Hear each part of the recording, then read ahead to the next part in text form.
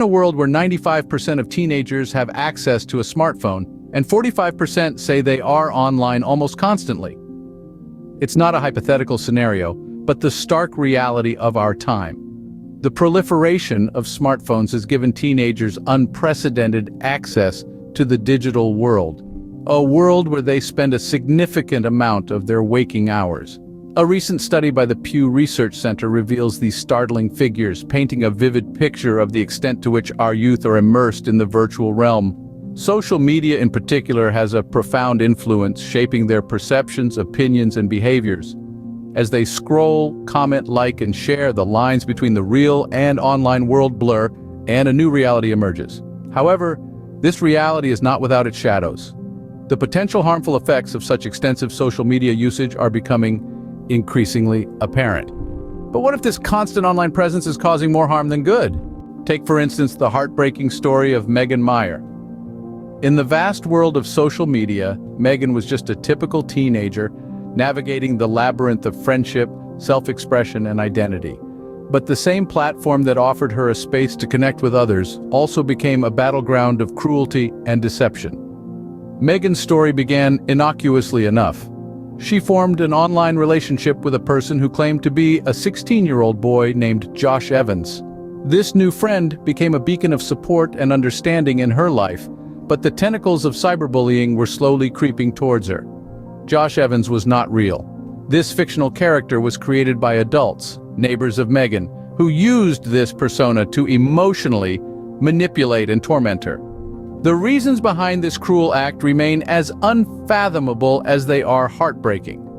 The false friend that Megan had come to rely on turned hostile, sending her distressing messages that deeply wounded her young mind. The tragic climax of this story is a stark reminder of the severe consequences of cyberbullying. Overwhelmed by the emotional turmoil, Megan took her own life. She was just 13 years old. Her story is a somber testament to the profound impact that words, even those from a stranger behind a screen, can have on a person's mental health. Social media, the supposed bridge that connects us all, can transform into a dark alley of intimidation and abuse. The cyber realm is not bound by the physical constraints of a traditional bullying scenario. The tormentors can remain faceless, their harmful actions hidden behind the anonymity the internet provides. This unrestricted access to potential victims, coupled with the ability to inflict harm without immediate consequences, makes cyberbullying a pervasive and dangerous issue. Megan's story highlights the need for vigilance and awareness. It's a call to action for parents, educators, and users themselves to understand the potential dangers lurking in the corners of social media platforms. Megan's story serves as a glaring example of social media's potential to inflict deep emotional wounds. Then there's the tale of Ben, a bright student whose life took a downward spiral due to social media addiction. This is the story of a young man, we'll call him Ben. Ben was a shining star, academically gifted and full of potential, but something happened that sent him spiraling into a world far from his dreams. That something was social media addiction. Now you might think, oh, it's just scrolling through posts, liking pictures, sharing memes. How bad could it get? Well, for Ben, it got pretty bad. His grades plummeted. He went from being a straight-A student to barely passing his subjects. His once vibrant social life became a series of isolated moments behind a screen. But let's take a step back and look at the bigger picture here. Social media, with its constant notifications, likes, comments, and shares, is designed to be addictive. It's like a slot machine. You pull the lever, or in this case, refresh the feed, hoping for that dopamine hit. And for Ben, it was no different. Ben's virtual world began to replace his real one. He stopped hanging out with friends, stopped participating in school activities. His world shrank to the size of his phone screen. His mental health began to deteriorate. He was dealing with anxiety, depression, and a severe lack of self-esteem, all fueled by this digital addiction. His parents were baffled. "What happened to our son?" they would ask, not realizing that their son was caught in the invisible web of social media addiction. Teachers, friends, family, everyone noticed the change, but no one could put a finger on what was happening. As the days turned into months, Ben's life continued on this downward spiral. His once bright future seemed to dim under the shadow of this addiction. It was a silent battle, one that many young people are fighting today, unseen and unheard. Ben's story is a stark reminder of how addictive social media can be and the serious consequences it can have on a young person's life. Consider the life of Emily, a young girl who developed an eating disorder influenced by social media. Emily's story is not uncommon in today's digital age. Like many of her peers, she was drawn to the glitzy world of social media, where every picture is perfect, every smile is dazzling, and every body is ideal.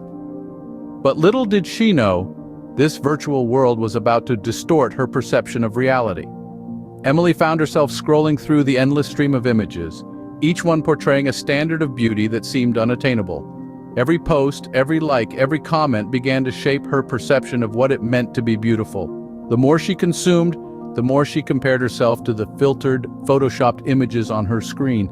This constant comparison led Emily down a treacherous path. She began to see herself through a distorted lens, focusing on her perceived flaws and imperfections. It wasn't long before Emily developed an unhealthy obsession with her body image. The once lively and carefree girl started skipping meals, exercising excessively, and scrutinizing her reflection in the mirror. Her self-worth became intertwined with her appearance, and she spiraled into the dark abyss of an eating disorder.